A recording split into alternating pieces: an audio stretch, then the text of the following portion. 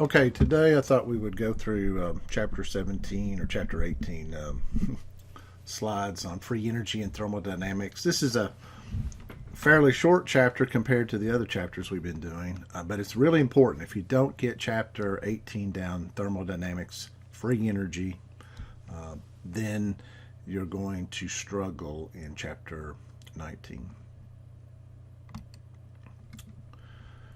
So just kind of just a little bit of a refresh. If it's been a while since you've had thermodynamics, I encourage you to go back and look at the thermodynamic chapter that we covered in Chem 170. I believe it's chapter 10. Sure that's the correct chapter. No, must be chapter...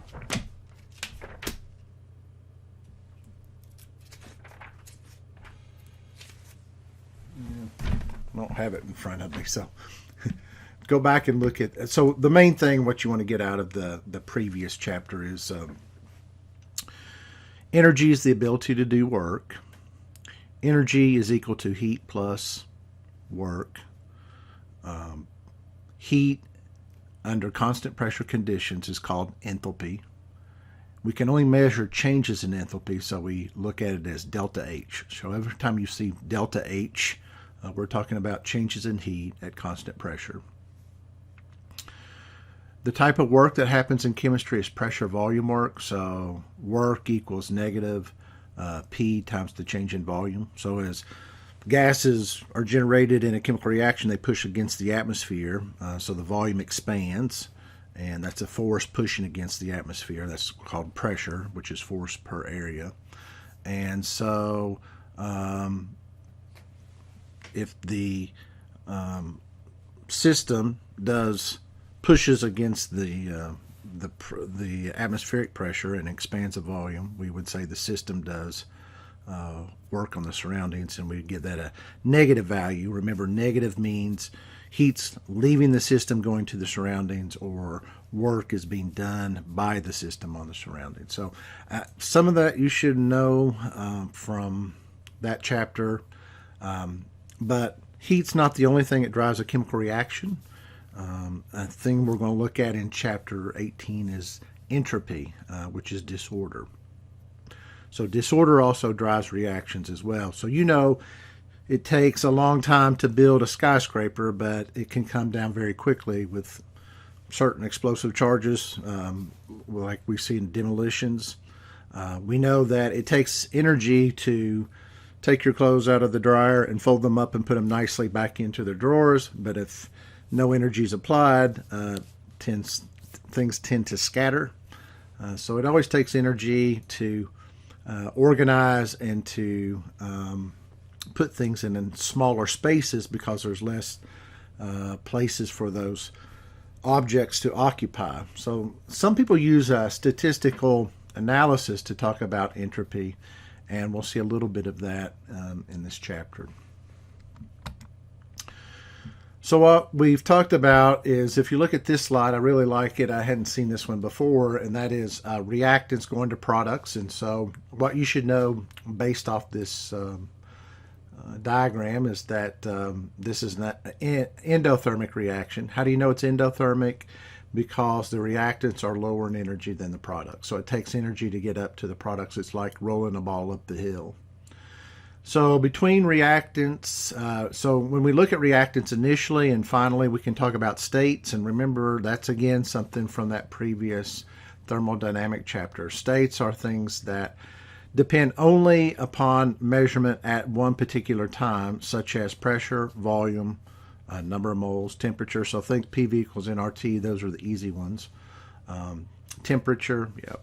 So we've talked about that. And then you form the products, and the products can also be described thermodynamically as, again, states, pressure, volume, number of moles, temperature. And between the reactants and products is the kinetics, and we've talked about kinetics at the beginning of the semester, and kinetics are how fast the reaction happens. So thermodynamics doesn't tell us how fast the reaction is going to happen. The only thing that determines how fast the reaction is going to happen is the kinetics. Yes, exothermic reactions that increase disorder tend to be very quick reactions or fast reactions, but not necessarily. So kinetics is a separate field altogether there, and that's why we have it in between the reactants and the products.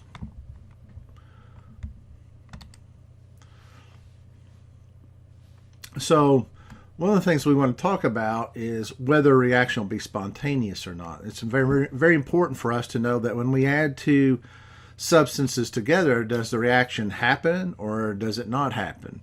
So if the reaction occurs, we call it spontaneous. So like if you are at the top of the hill and you push on a ball, it rolls down the hill. That's a spontaneous process. It's not a chemical reaction. I mean, we can call it a reaction, I guess, but it's a process. We never see the ball roll back up the hill spontaneously. We never see water from a waterfall go up the falls. We always see the water go over the falls. So again, water falling over a falls is spontaneous, but we never see the reverse. So looking at potential energy, we know that diamond, which they show in this picture, is a higher energy state than graphite. And the reason why it's at a higher energy state is if you look at the organization there and the bonding, it's very much more organized, more stored energy in a diamond than we see in graphite. So diamond at a higher energy and graphite at a lower energy. If a diamond converts to graphite, we actually release energy. We release heat in the form of delta H. And so we would say this is an exothermic reaction. So again, if you don't understand that, you need to go back and look at the previous thermodynamic chapter. So based on our calculations and knowing what the structures look like, we know that diamond converting to graphite is a spontaneous reaction. It will happen. Now, between reactant and product, though, we have to talk about kinetics, and this reaction is very, very slow. So spontaneity doesn't mean how fast or slow the reaction will happen. Spontaneity just means, does the thermodynamics support the reactant becoming the product?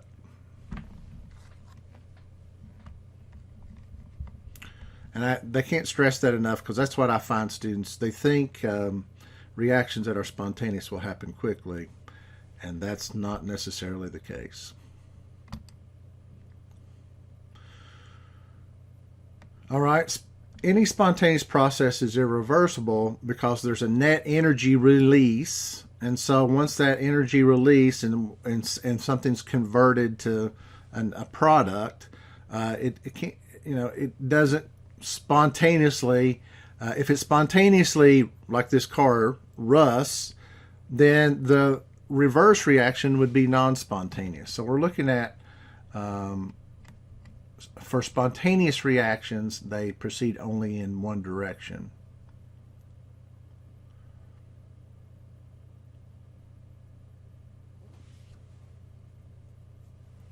So you'll never see rust go back from a rusty car back to what it was, right? That's what we're getting at there.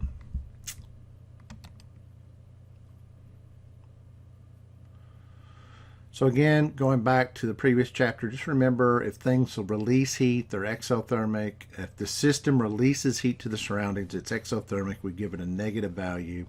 If a system absorbs heat, and that means that it's endothermic, that it absorbs heat, and that the products are higher in energy than the reactants.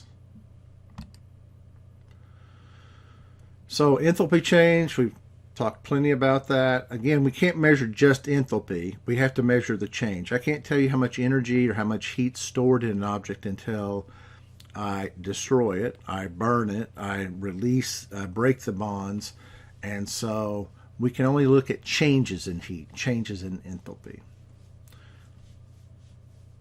So entropy, what is entropy? It is the disorder or the randomness of the reactants and the products. So we're going to be looking at both things. So let's look at this closely. So this again is a review of the previous chapter that you may want to look at. If a reaction is exothermic, that means let's talk about what causes a reaction to release heat. That means it always takes energy to break bonds, and energy is released when new bonds are formed. So in an exothermic reaction, when the new bonds are formed, that releases more energy than what is required to break the bonds. So the net is more energy is released in the process than absorbed in the process. So again, why does that happen? Because the bonds that are formed are more stable, lower in energy than the bonds of the reactants. And so by the reactants breaking the bonds, that requires energy, and then the products are formed, and the new bonds that are formed release more energy because they're lower in energy than the bonds that were in the reactants. And if that happens, we say the reaction will be exothermic, and we will say delta H is negative.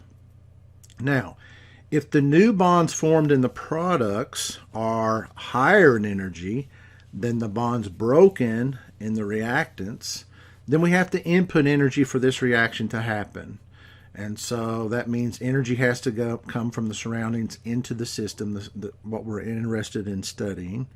And again, we would feel that as if we were holding a beaker and the reaction was happening in the beaker, we'd feel our hand get colder because it's pulling the heat from our hand into the beaker so that the reaction can occur. So endothermic, they are delta H is a positive value, and it's kind of like the ball rolling up the hill, all right? So a lot of times you would think endothermic reactions would not be spontaneous, but some endothermic reactions are spontaneous, and so there must be something else driving the chemical reaction other than enthalpy.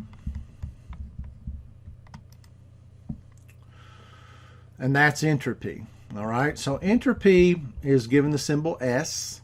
It is, I would say, what gives students the most problem with entropy is the units. So for enthalpy, the units are generally kilojoules per mole. For entropy, the units are joules per mole. All right, so entropy equals the Boltzmann constant. I don't expect you to memorize that. I would give you that times the ln of W, this is where we get into a statistical method. So W is the number of energetically equivalent ways a system can exist. So we're looking at how many spaces something can occupy. The more spaces that can be occupied, or the more spaces available, generally the greater the entropy. All right. So entropy, just think of it as disorder or randomness. So here's a visual of this. So in the top left, we have salt. You take a scoop of salt, you put it in water, and the salt dissolves. Now, it takes energy to break the bonds between the sodium and chloride ions. But then what happens, if you look in this picture with the water molecules, the oxygen in red and the hydrogens in white, we have hydration occurring here where the water molecules, the partially positive charge on the hydrogens are attracted to the negative charge on the chloride ion, and the partially negative charge on the oxygens are attracted to the positive charge of the sodium ion. And so as the sodium chloride solid dissolves into the water, there's more positions to occupy. At first, the sodium chloride is limited to the little cube there, or to the pile that you see, to the cone that you see in the beaker. But as the salt dissolves into the water, there's much more space available in the water, and so there's more positions to occupy. And so we see an increase in randomness, an increase in entropy. Same thing with evaporation in the bottom right.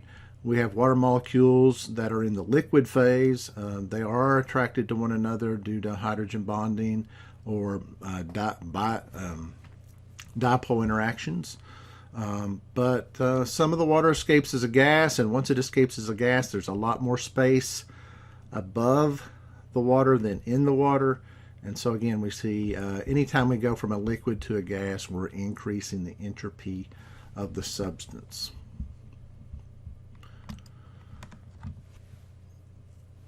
All right, so going back to, again, the first chapter we covered on thermodynamics in Chem 170, the change in energy of the universe is equal to zero.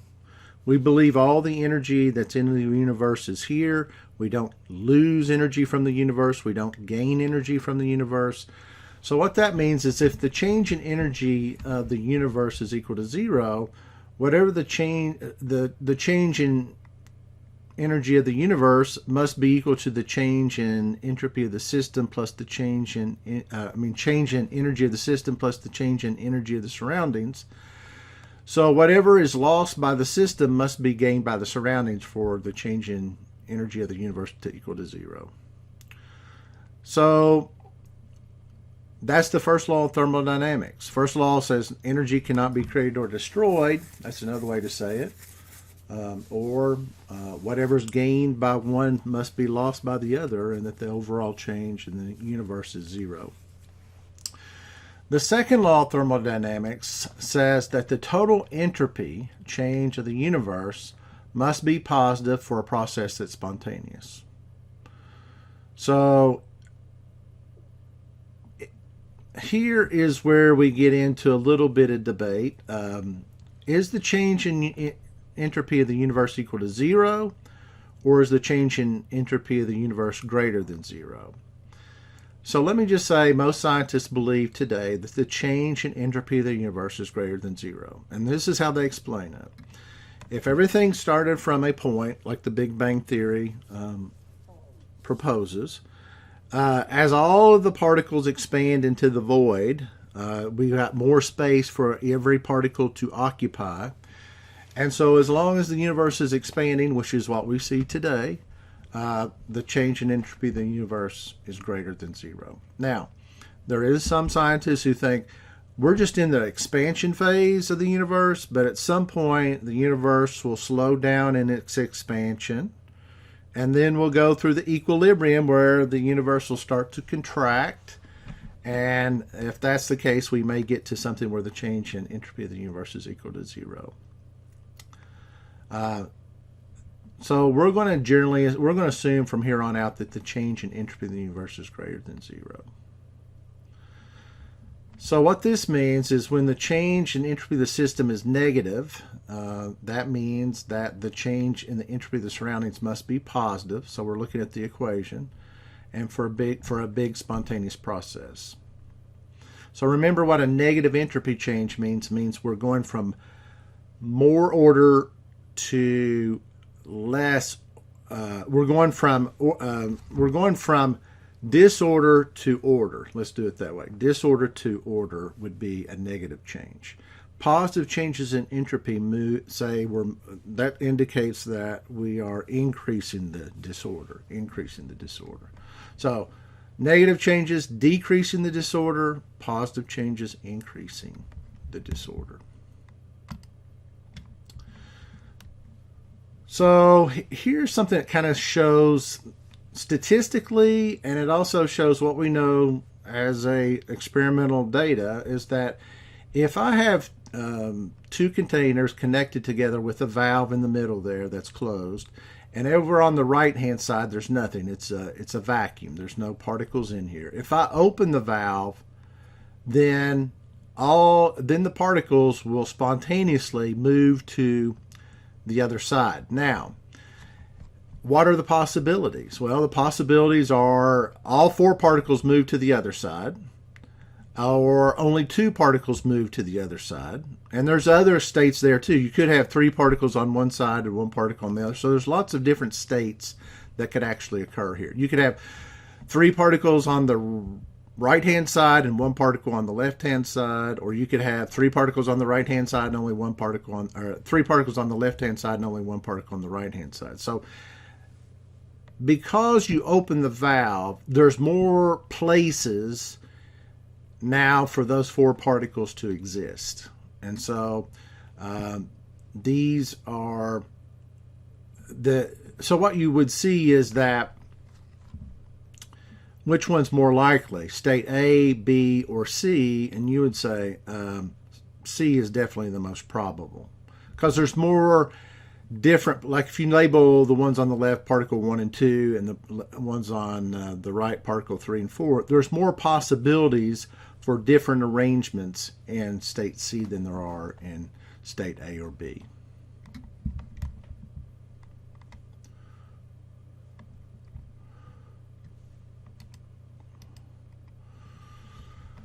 So, macrostates, okay, so macrostates, there's only one possible arrangement that gives state A and one that gives state B. Those are macrostates.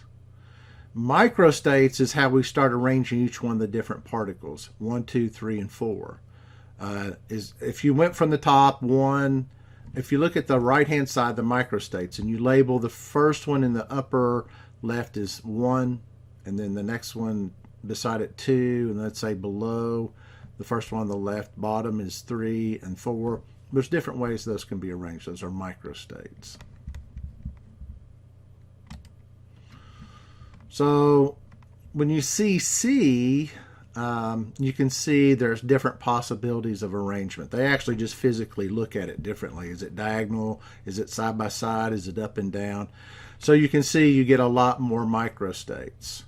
The more microstates, the more disorder, the more likely that's going to arrange that way statistically. All right. So that's what this is going through. These slides are showing you that entropy, just by statistical methods, says that state C is going to be much more readily observed than something like A or B. And state C has the highest entropy then, the most disorder. So the change in entropy is just like the change in enthalpy. It's always the final state minus the initial state. And again, what this is saying is if we see more disorder, then we have a positive entropy change, such like a solid going to a liquid or a liquid going to a gas, or solids dissociating into ions upon dissolving like we saw with the sodium chloride.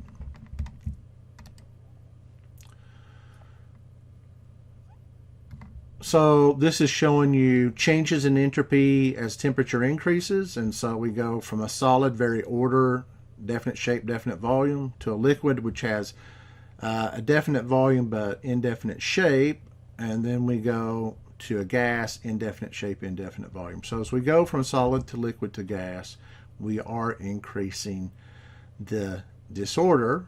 And gases, because you see so much void in there, there's many more spaces for these molecules of water to occupy. There's more microstates than in the solid phase where we have that definite shape, definite volume. So first of all, you got to be able to do this qualitatively. You need to be able to look at A, B, and C here and be able to pop very quickly what's the entropy change. So for the first one, where we go from H2O gas, like steam, to liquid water, that's definitely a negative entropy change. You're going from more disorder to less disorder, so negative entropy change. Solid carbon dioxide sublimes, you need to know what sublimes mean. It means it goes directly from the solid phase to the gas phase. And so solid going to gas, that's going to be a positive entropy change. Gases have much more microstates available, and so positive entropy change, more disorder. And then the last one, we have 2 moles of dinitrogen oxide, and that forms 3 moles of gas. So we went from 2 moles of gas to 3 moles of gas. So again, positive entropy change. All right, those are very easy. And these are just there. You say, why do we have these problems? Well, it's because you need to be able to distinguish positive entropy changes before we do any calculations. So try these other ones. Might want to hit pause here and I'll tell you the answers. So the answers are boiling water, you're going from a liquid phase to a gas phase, that's a positive entropy change. You're going from a gas phase, and B, you're going from a gas to a solid, that's a negative entropy change. And for the last one, you're going from a solid to a gas being formed, and so that's a positive entropy change.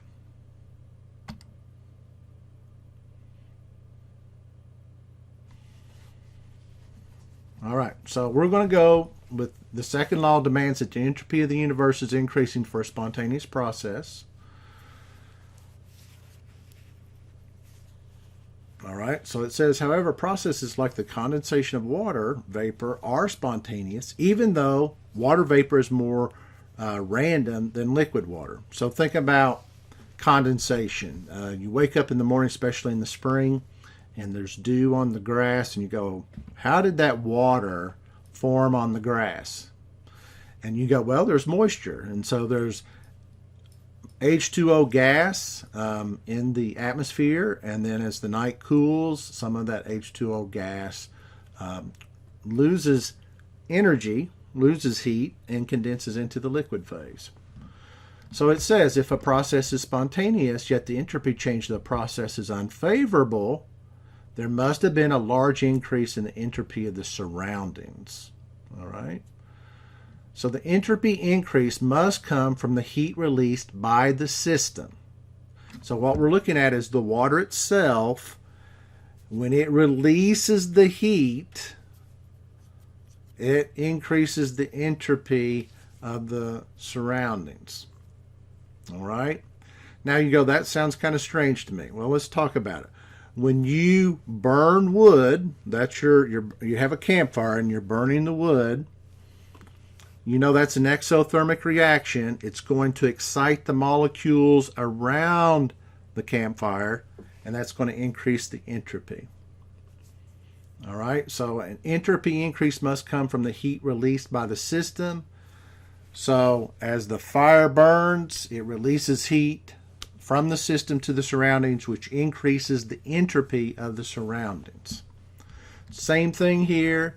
When the water condenses from a gas phase to the liquid phase and condenses on the blades of grass, it releases heat, which must increase the entropy of the surroundings. So again, when a system process is exothermic, it adds heat to the surroundings, increases the entropy of the surroundings. All right, and the amount of entropy of the surroundings change depends on the original temperature. All right, depends on the original temperature. So the higher the original temperature, the less effective the addition or removal of heat. So you go, why do I need to know this? Well, this is an important equation here that's in purple at the bottom. So the heat of the surroundings is equal to negative Q of the system.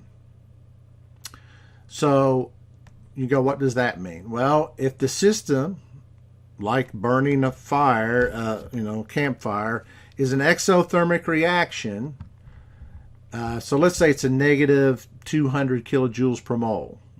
If I plug negative 200 kilojoules per mole in for Q of the system, that's going to give me a positive 200 kilojoules per mole for heat of the surroundings. So that heat's absorbed by the surroundings. And we know that. Change in energy of the universe is zero. So whatever heat's lost by the system has to be gained by the surroundings. So based on that, the change in entropy of the surroundings is equal to negative the Q of the system divided by the temperature. Because we just said temperature, low temperatures, any kind of heat change is a significant change. At high temperatures, as T gets larger, then the Q of the system gets small. If it's let's say it stays fixed. As the denominator gets larger, overall change in entropy of the surroundings is less. I mean, less change, right?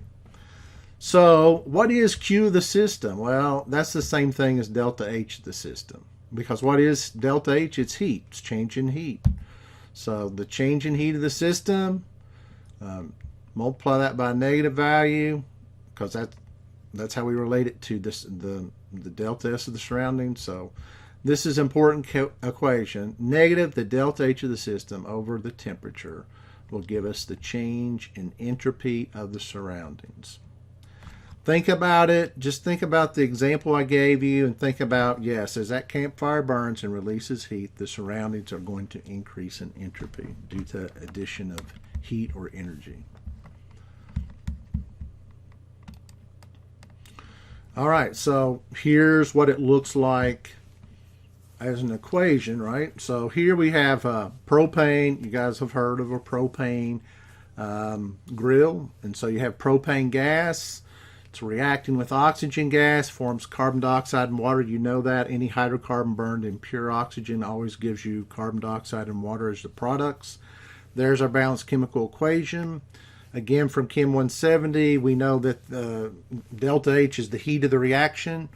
And this is an exothermic reaction. We expect it to be exothermic, so it cooks your food, right? And that's negative 2,044 kilojoules per mole. Calculate the entropy change in the surroundings with the reaction occurring at 25 degrees Celsius. Well, that's we're just applying the equation we just saw, right? We saw that the change in entropy of the surroundings is equal to negative delta H of the system divided by the temperature. So the only mistake you can make on that problem is not converting your degrees Celsius to Kelvin. This is an easy problem, right? You just take 25, you already know it's 298. We've done this enough, you already know it's 298. So it's delta H of the reaction, negative the exothermic reaction, 2,044 kilojoules, divided by 298, we get 6.86 kilojoules per Kelvin. Now, here's where most students make a mistake, and that is entropy is generally in joules per Kelvin. Joules per Kelvin mole or joules per Kelvin. And so make sure that you convert the kilojoules to joules. This is probably the most common mistake I see in all the calculations in chapter 18 is watching your units, because enthalpy is in kilojoules per mole, entropy is in joules per Kelvin mole. All right, it's a positive entropy change. All right, so positive entropy change would tell us that this is a increase in disorder, and so we have more a positive. It's a change. The positive entropy change means the gases in the surroundings are increasing.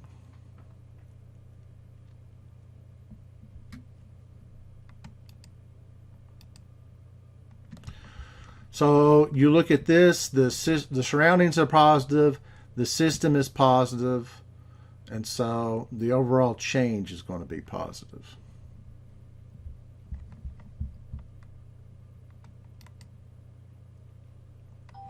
All right, you can do another one there. Oops.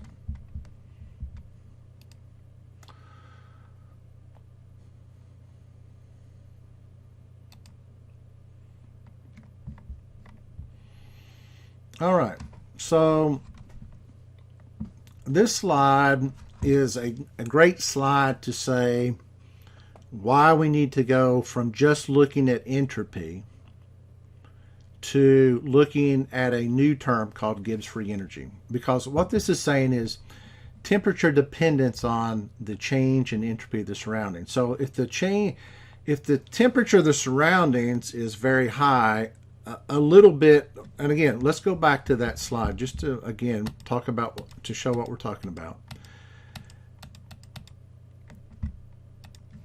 So again, as the temperature gets larger here, then the amount of change is negligible, right? So the change in entropy of the surroundings is going to be negligible compared to maybe the delta H of the system. So this is graphically showing that if we have a negative change in the system, so the system loses entropy, becomes more ordered, and the surroundings increase the entropy change, this at low temperatures, this is spontaneous. But at high temperatures, that temperature, remember what this is. This is negative delta H of the system. For the delta S of the universe, this is negative delta H of the system divided by the temperature. Well, depending on the temperature, the delta S of the universe can either be positive or negative, such as for water freezing. So we know that at low temperatures, yes, water freezes. It will actually go from the liquid phase, which has more entropy, to the solid phase, which has less entropy.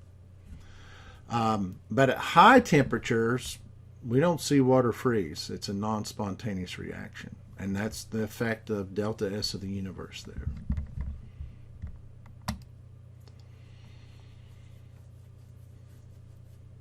All right, we pretty much talked about that.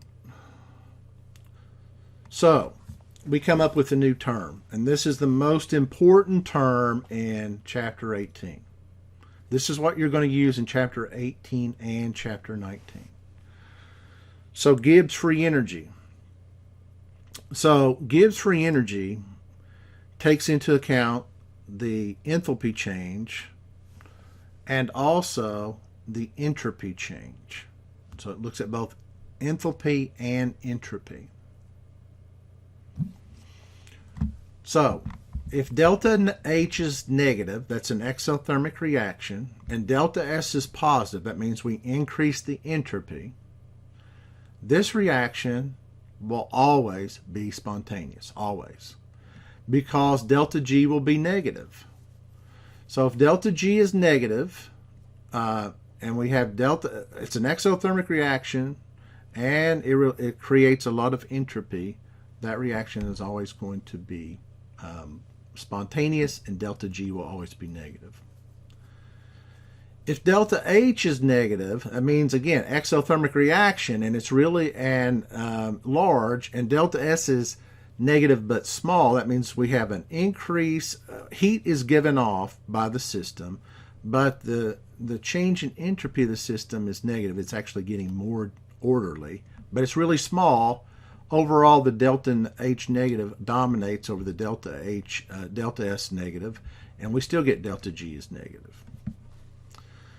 All right. If delta H is positive, but delta S is positive as well, that means we've got an endothermic reaction, but it's creating a lot of disorder. Then the delta S positive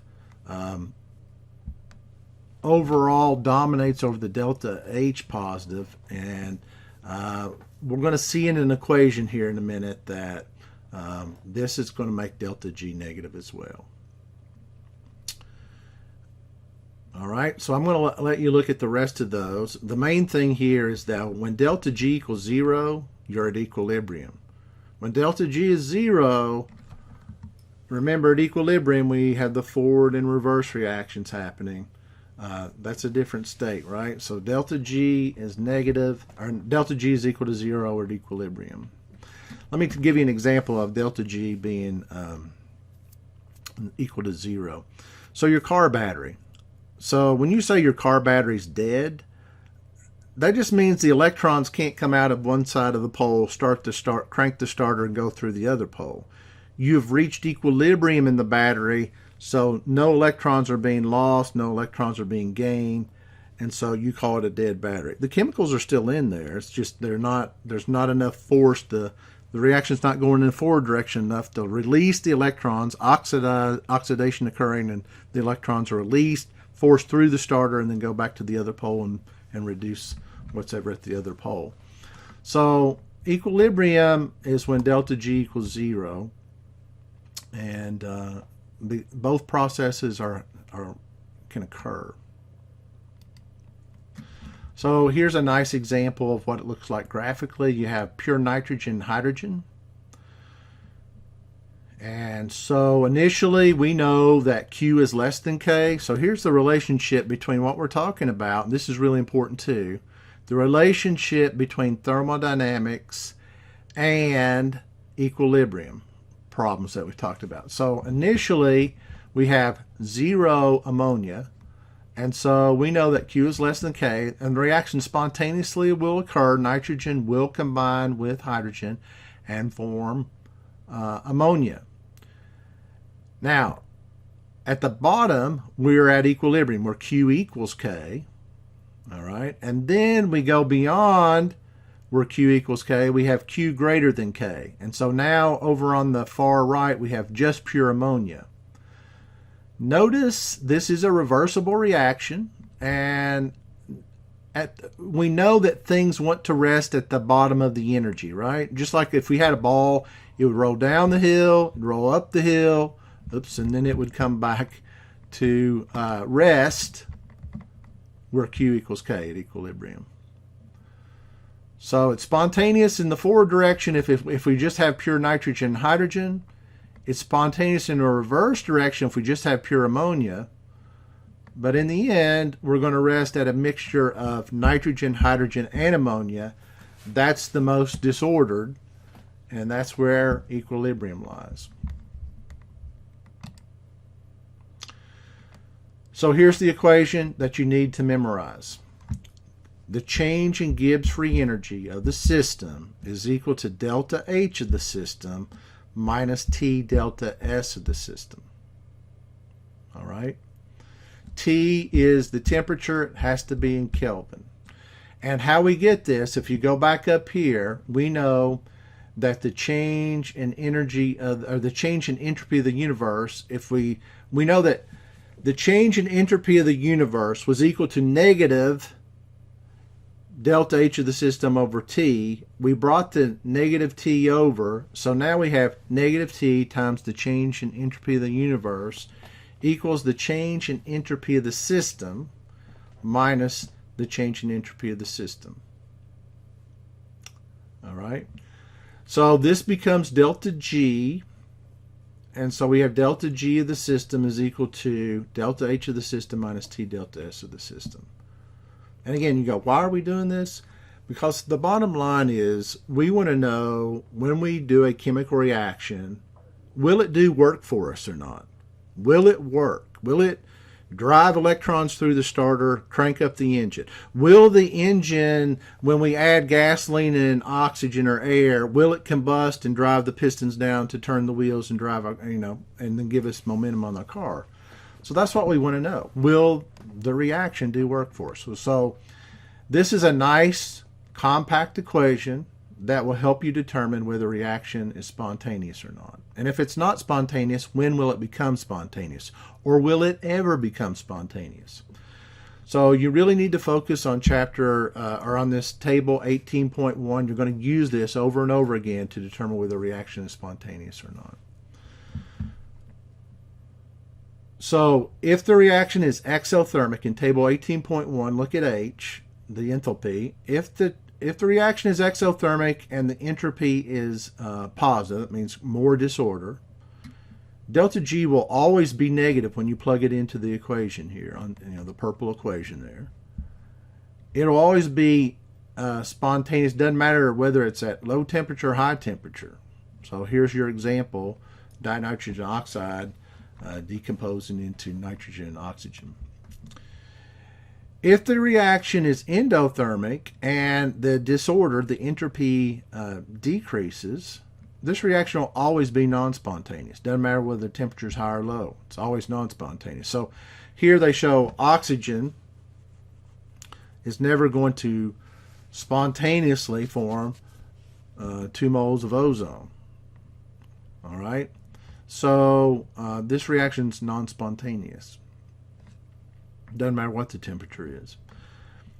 The ones that give students the most trouble are the last two. And so if it's exothermic, but you're decreasing the disorder, you're decreasing the entropy.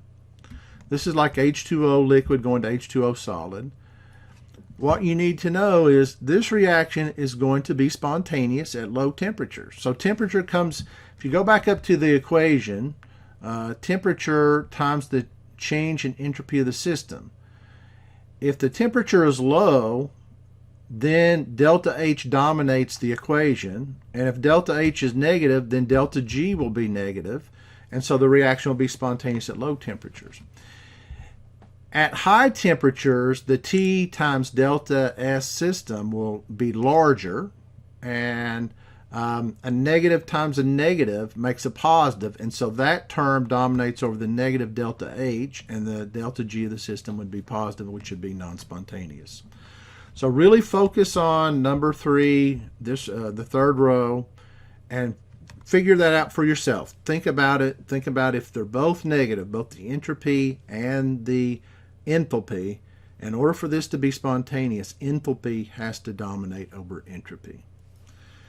And then the last scenario is where you have an endothermic reaction. Delta H is positive, and it's also got a positive entropy change, more disorder. So the example is H2O liquid going to H2O gas. When does that become spontaneous? At high temperatures. So at high temperatures, the delta S is positive, and we got negative T, and T is always a positive value because we're talking about temperature in Kelvin.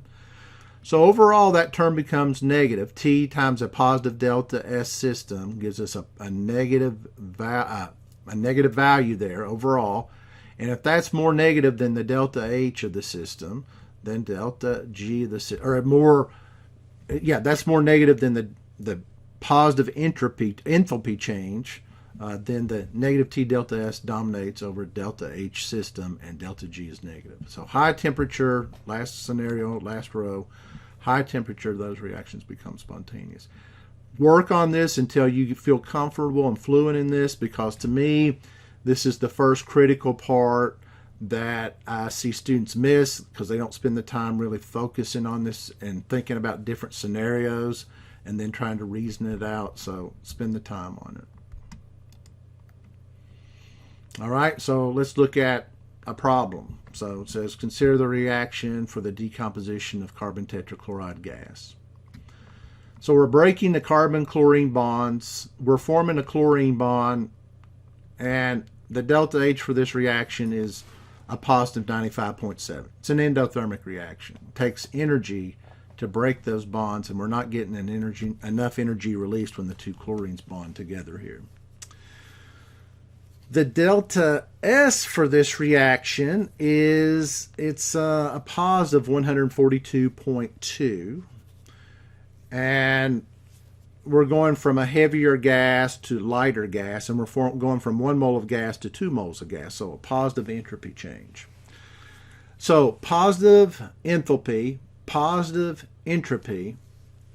What we want to know is this reaction spontaneous at 25 degrees Celsius.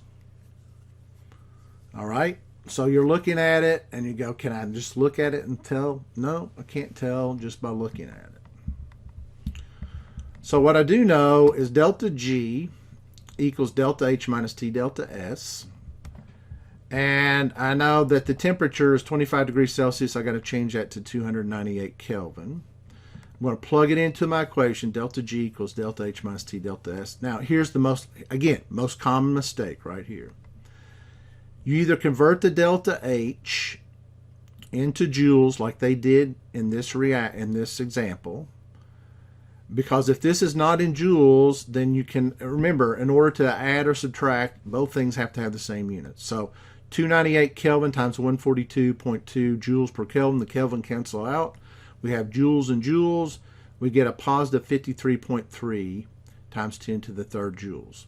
Now I'm going to tell you, most of the time, delta G is also in kilojoules per mole. So if they actually ask you for the answer here, make sure that you would report that in kilojoules for delta G. But we're not required to do that. All we're asked to do is determine if this reaction is spontaneous or not.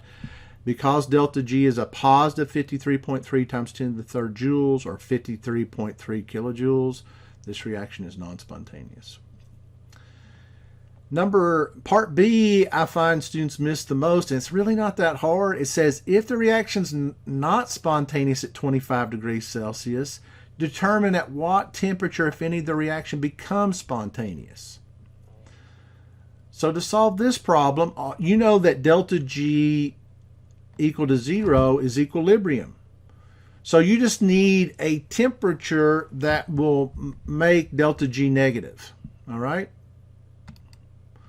So watch what we do here. We say delta G is 0. We put in the delta H, and then minus T. We don't know what the temperature, where it becomes greater than equal. We know what we're going to solve for is the temperature at equilibrium. All right? So when we solve for T here, we get 673 Kelvin. And everyone, I see students choose that as the answer all the time. That is not the answer. That is the temperature at equilibrium. You need, so here's what you got to remember. If it's positive for entropy and positive for delta H, you want the T delta S term to be larger than the delta H term. So you need a temperature higher than 673 degrees. 673 Kelvin, all right? So you have to have a temperature higher than 673 Kelvin. You go, why are you stressing that? Well, if they're both negative, like in the scenario that you have here, which is row 3, this reaction only becomes spontaneous at lower temperatures. But for row number 4, this reaction only becomes spontaneous at higher temperatures. So when you solve this problem, this is the equilibrium temperature. You need a temperature higher than that for this to become spontaneous. So just keep that in mind. Had this been negative and negative, and this is the answer, you would have got 673, then you would set a temperature lower than 673 Kelvin, and it would become spontaneous.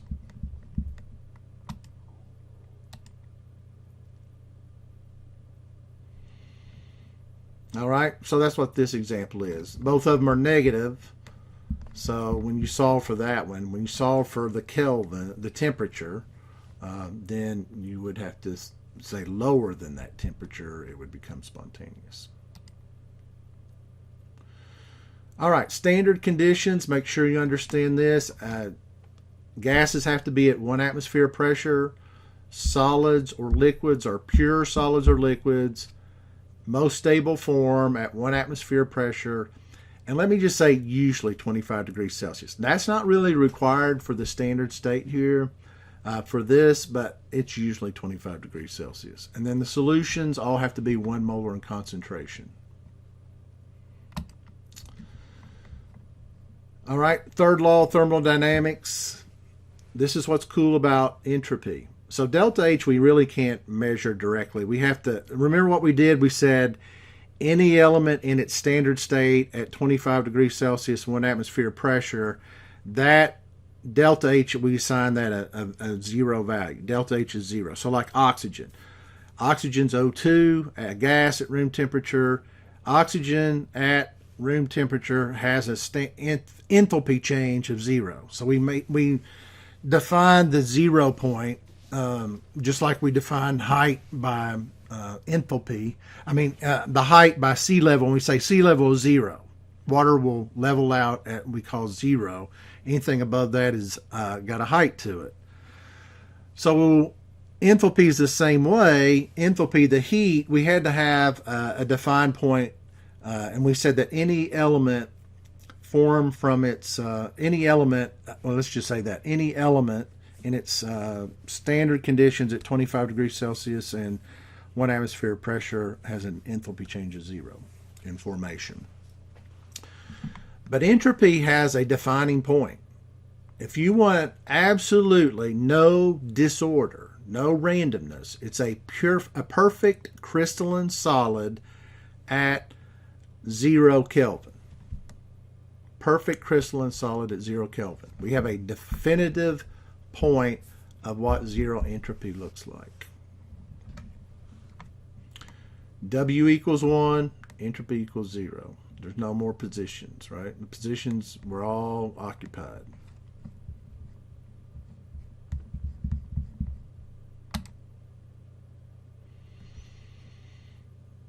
All right, so entropy can be calculated. You can look at a table in the back of of the book. So again, you'll be looking at a table in the back of this book to find out what the entropy values are for different substances.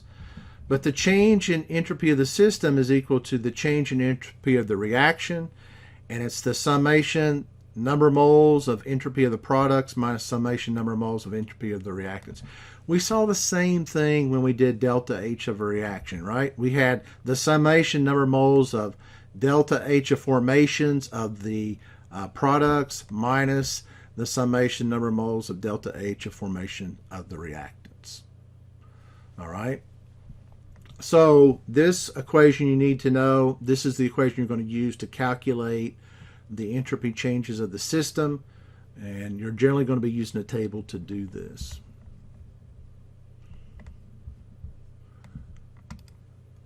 So what does the not symbol, that means standard. And so we're looking at 1 mole of substance at 298 Kelvin.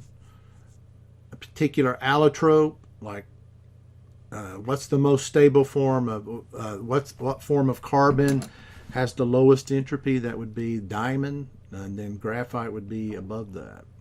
So just keep that in mind. The more, I guess what you want to look at here, it says a particular molecular complexity, a particular molar mass, particular degree of dissolution. These are all going to affect the entropy of the substance. So between liquid and gas, you know that gases have a lot more places that each water molecule can occupy, so their entropy of gases are much larger than the entropy of liquids, much larger. So here's some other standard molar entropy values, joules per mole Kelvin. So that's what we typically you see for entropy is joules per mole Kelvin, because we're looking at molar quantities. Notice solids have less entropy, but let's see. Let me show you something with this. If you look at this, they show us a nice example. What you kind of notice is between sodium chloride and calcium carbonate weighs more, has more mass, and so it tends to have a higher entropy. Same thing with iron 3 chloride versus sodium chloride. So keep that in mind. If the complexity is the same or pretty much the same, then we start looking at mass. So that's what this is showing. The larger the molar mass, the larger the entropy. The larger the atom, the more mass, the more energy states possible.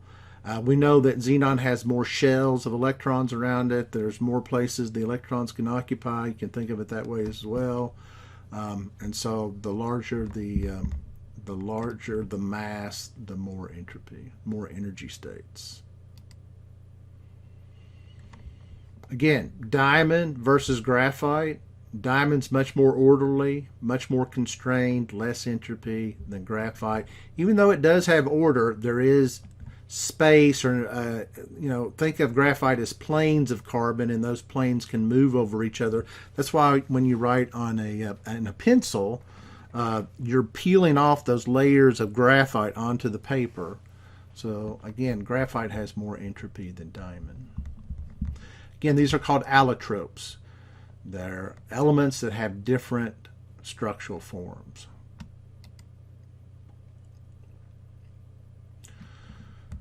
All right, what this is showing is two things that have relatively the same molar mass. Because nitrogen and oxygen is more complex than just a single atom of argon or a mole of argon, nitrogen oxide tends to have it has a higher entropy. Same thing here, both carbon monoxide and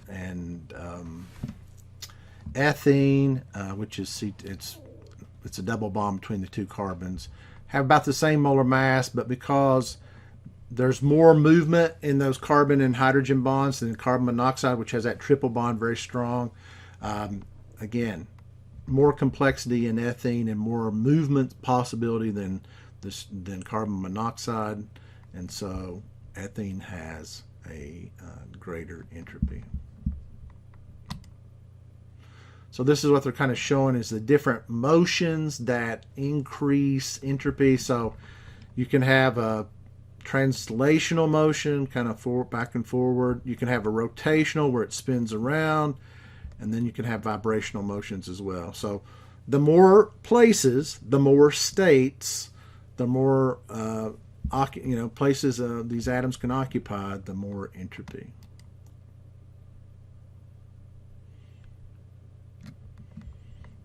Again, dissolved solids generally have more entropy than just the solid. Why? Because once you dissolve the ions and they're intermixed with the solvent, or even if when they're intermixed with the solvent, there's more spaces, more places to be occupied, greater disorder, greater entropy. So there's the equation you need to memorize. The standard change in entropy of a reaction, summation, number of moles of product times the entropy of that product, minus the summation, number of moles of the reactant times the entropy of the reactants. So you're going to have problems like this. They ask you to calculate the change in entropy, the standard change in entropy of the reaction. The only way you can solve this is by looking up the entropy changes. They're in Appendix 2B, and that's the back pages, and so you have to get those down. Again, watch the units. That's important. And then you're going to plug it into the equation. This is what we called the direct method when we calculated delta H in the previous class, Chem 170, Gen Chem 1. Pretty easy to do. The main thing is don't rush it. Make sure you put brackets around the reactants minus brackets around the products. And remember, you're adding the products minus the reactant. So make sure that's what summation means. It's the entropy of one of the products, entropy of the other product, minus the entropy of the reactant, minus the entropy plus the entropy of the other reactant. So that's where the summation comes in. Make sure you figure out what the value is in each one of the brackets before you combine them together to get your final answer.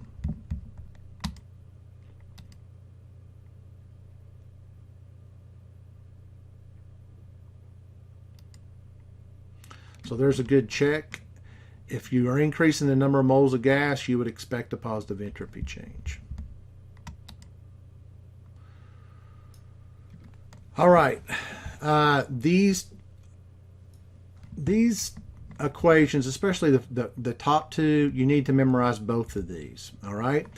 So the top one is the direct way of calculating the change in Gibbs free energy for the reaction. And again, the standard changes in Gibbs free energy of the products, you're going to look those up in a table in the back of the book. So if you have a table in the back of the book and you have all the Gibbs free energy of the products and the reactants, you can use the direct method. That's what this method is. The one below is if you don't have the Gibbs free energy of the reactants and products, but you do have the enthalpy change for the reaction and the entropy change for the reaction. So these are going to be two of the main equations you're going to use in Chapter 18 to solve the problems.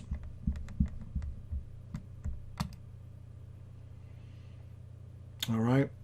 I'm going to stop here. I feel like I've talked enough today, and I'll pick up on this on our next slide.